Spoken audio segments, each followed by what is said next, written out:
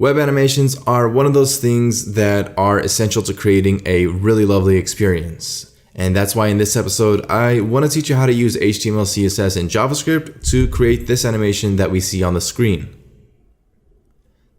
If we were to scroll down, we can see that we have the power to enable when an animation comes in as we scroll through our website. So if I scroll to the top and refresh once again, everything comes in really nicely, and scrolling down, it fades in as well. This is using HTML, CSS, and JavaScript, and for the animations we are using a JavaScript library called GSAP. And for us to indicate when an animation should come in based on scroll position, we are using something called scroll magic. If you're ready to get into this, I want to head over to the Git repo so that we can get started. Prerequisites for this: you do need to know a bit of HTML, CSS, and JavaScript. You are going to need to have Node installed on your computer, so be sure to do that first because we are using npm. Let's head over to the Git repo so that we can get started. I have the Git repo here, and it's called the HTML CSS hero animation.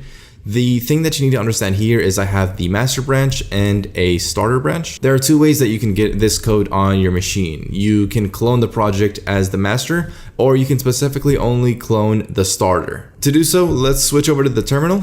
And from here, what we can do is if we wanted to clone the master, we could just do git clone and then specify the path to our project.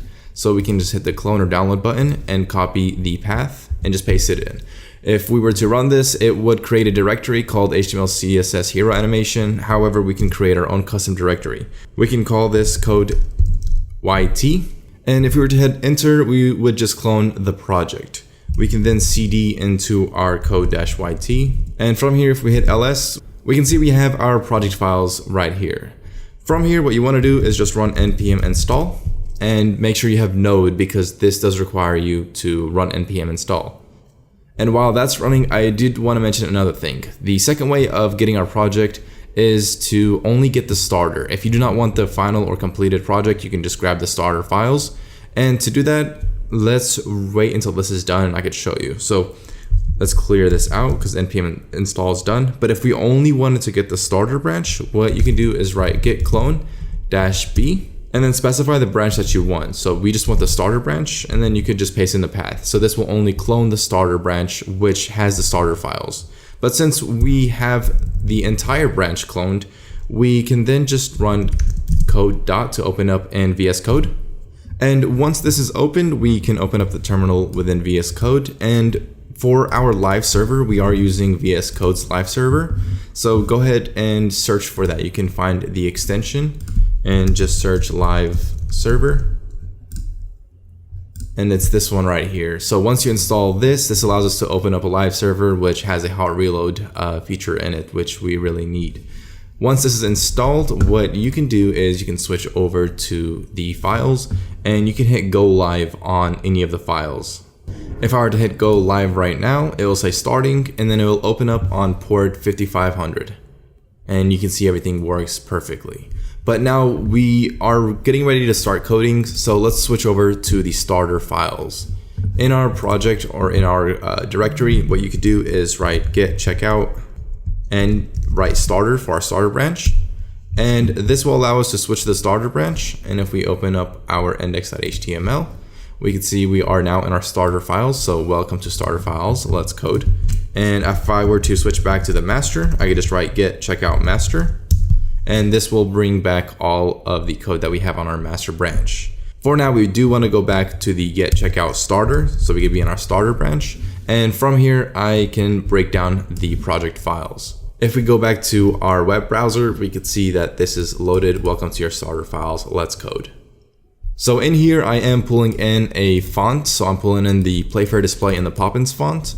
And from the bottom, there's a lot of scripts here. The first one is for scroll magic. Then it's the animations for scroll magic and GSAP to work together. And then the scroll magic indicators to allow us to view bugs and any issues we may have. Then finally, it's GSAP. I am using CDNs here just so that we can get things running faster. If we are then to jump into our package.json, we can review the packages that we have. So we currently have Node.js, concurrently, and GSAP. I am loading GSAP through the CDN, so this doesn't really matter here, but you could use it and import it into your JavaScript. Then our dev dependencies using Babel and node.js. Babel does allow us to use the latest versions of JavaScript, so that's good there.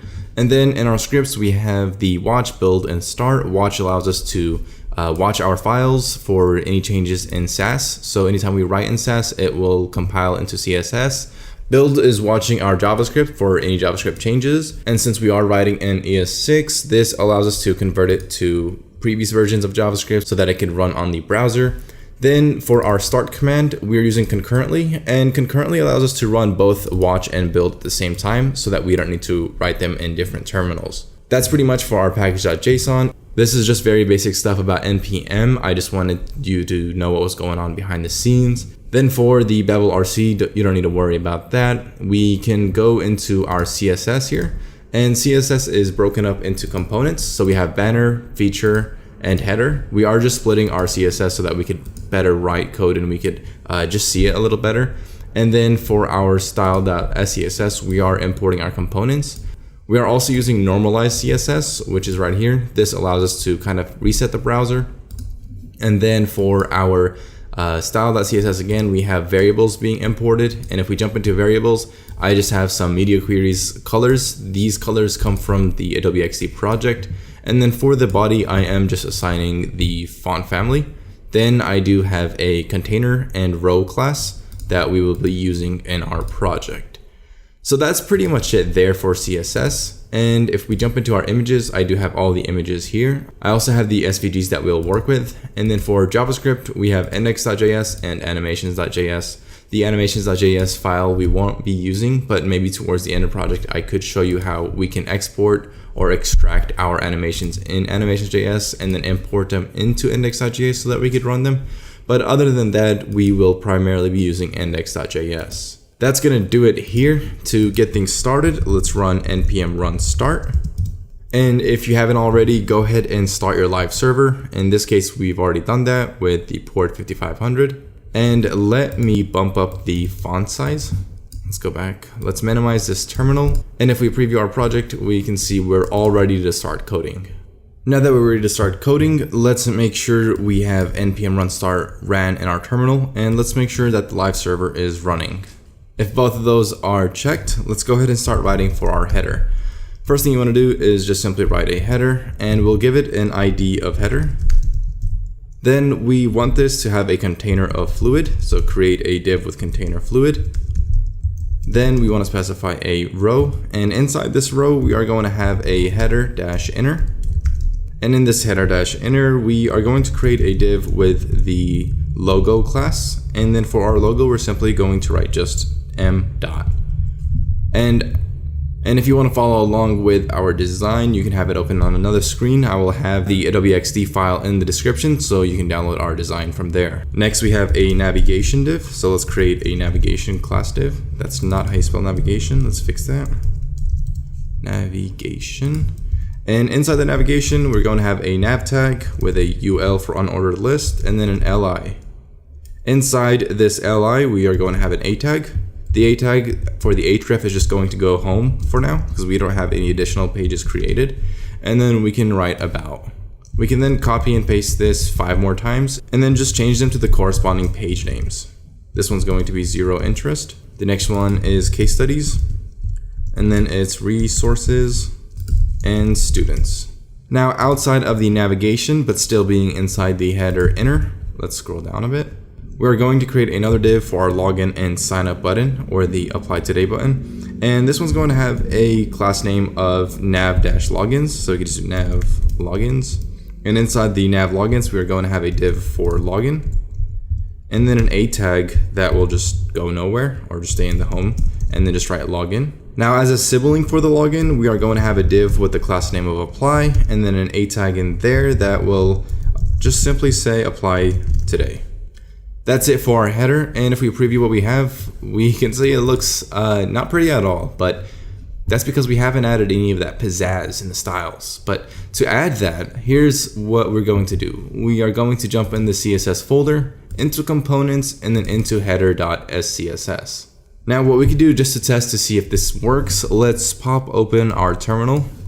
And first we could just do header, and we could set the background of header to red. Let's save this, and this will just watch for any changes, and it'll write row CSS to the style.css. Now let's preview this, and we can see that the background is red. So in our Sass file, when we're saving, it's going to the style CSS, and it's writing the header right here. Now as a cutaway for a second, I did change normalize CSS to normalize SCSS. So this allows us to actually import it here, and then in our CSS or the styles.css, it is actually running. So this is all for normalize. It was giving me an issue of importing a CSS file into a Sass file. So just having the normalized CSS be a Sass file did fix that. There was an issue of it not running. So if you're looking at this project now, the Git repo will have the updated Sass file for normalized CSS. But anyway, let's continue on. We know that the background header is working, so let's start adding styles to our header. What I also want to do is I do want to get rid of the variable Sass import, and I just want to import that within the header.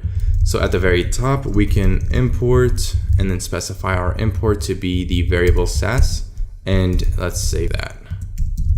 This allows us to use any of the colors that we specified within our header Sass. So let's go ahead and start coding out the styles of header. The very first thing we want to do is we want to set the position to absolute, followed by a width of 100%. The height, we are setting that to 100 pixels. And for the Z index, we're setting that to 10. Z index allows us to make sure that the header is on the very top when looking at it from a perspective. Let me close this terminal over here. If we have problems, we can open it up and it'll tell us if we have any errors. Next, inside of our header, we are going to get the container fluid class. And inside that, we are getting the header-inner class. Next, we're setting the position relative to the header inner. And then the height of this also is going to be 100 pixels, respecting the height of the header. And then we're setting the display not to inline, but we're setting it to flex. And align items is going to be center. We are justifying the content to be space between. And the width, we are adding a width of 100%. Next, we can target our logo that's nested inside the header inner. And if you are not really familiar with this, I do recommend you to take a quick crash course on Sass, just so that you could understand the fact that we could nest our class names rather than needing to write them separately. The logo is going to have a font family of the Playfair display that we had imported from Google fonts, so Playfair display. And we can give it a fallback of Poppins, which is our secondary font. The font size is going to be 1.875 rem. And the default size that we're using is 16 pixels, so 1 rem will equal 16 pixels. That's how you can know to follow along. The font weight is going to be 700, followed by a color of the variable blue. This color variable blue comes from our variable Sass. So if we open the variable Sass file, we can see that the color blue is going to give us this 233567. Let's close this and continue on. If we save, we can actually preview what we have so far. And we can see that none of the styles are actually working, and that is because I misspelled fluid. The amount of misspells I have on this channel is ridiculous. So let's fix fluid and preview.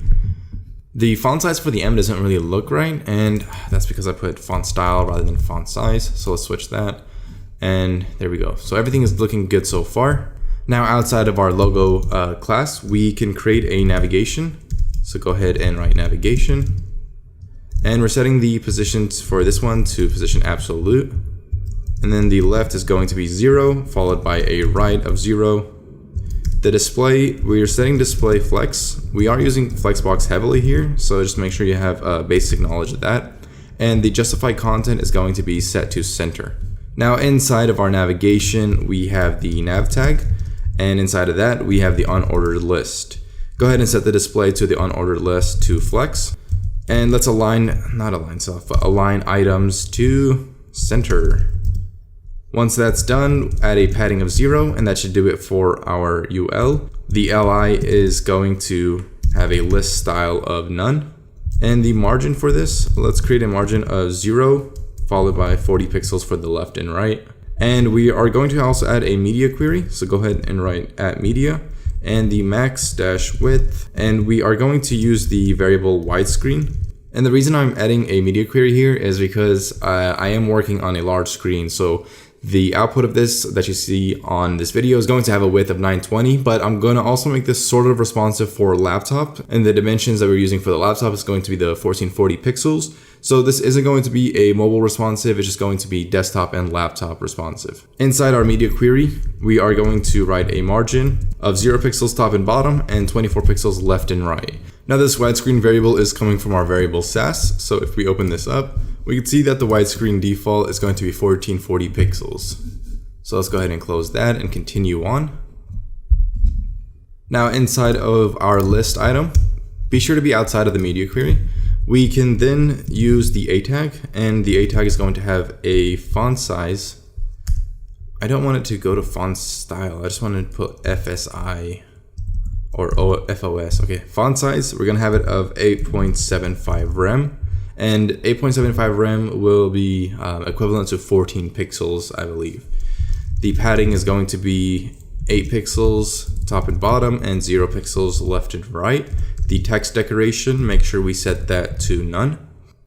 And the font weight, we are going to use semi-bold, so be sure to use 600, followed by the color of blue. Let's save this and let's see what we got so far. We've got our logo looking nice and the navigation items centered in the screen, and they all look lovely. Finally, we're going to work on our login and apply buttons, and then we'll move on to the banner. Now make sure you are outside of your navigation class, but still being inside the header inner. Let's go ahead and create a class name of the nav logins. So it's going to be nav-logins,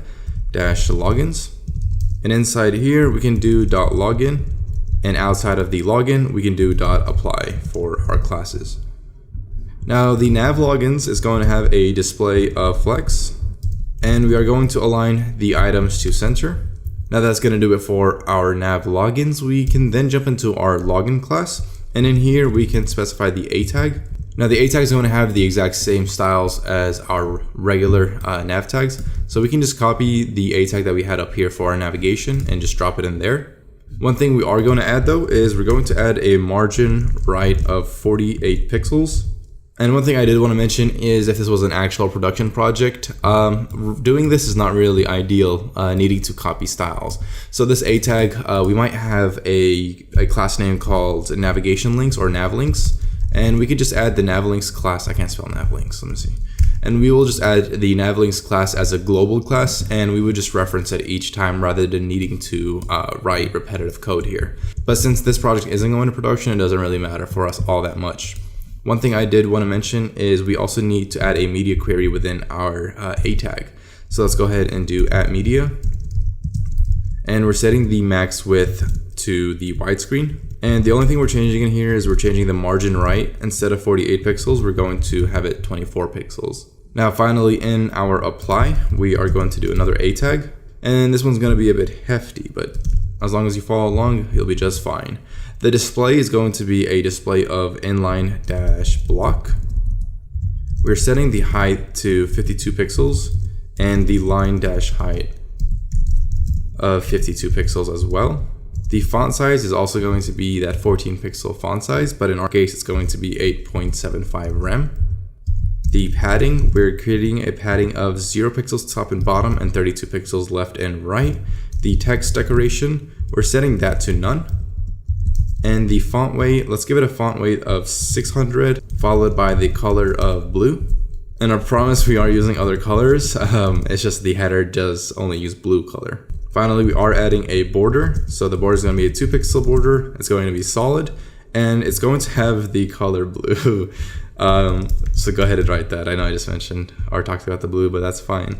The border radius for this, since we want it to be completely round, we are going to give it a border radius of 100 pixels.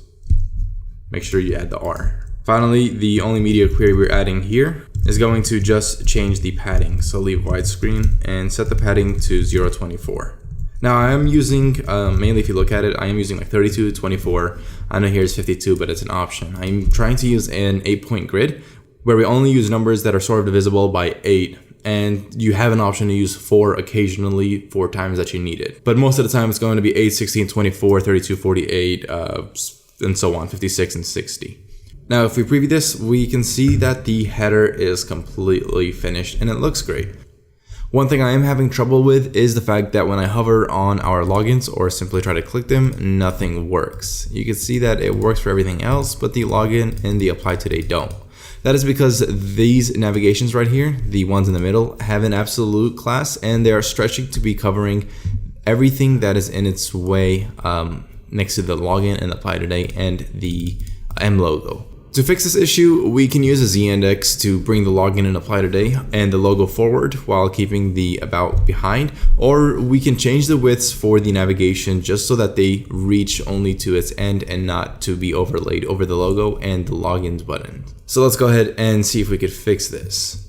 If we go all the way to the navigation right here, we can give it a width and just simply add the width to 50% and just give it a margin of 0 auto.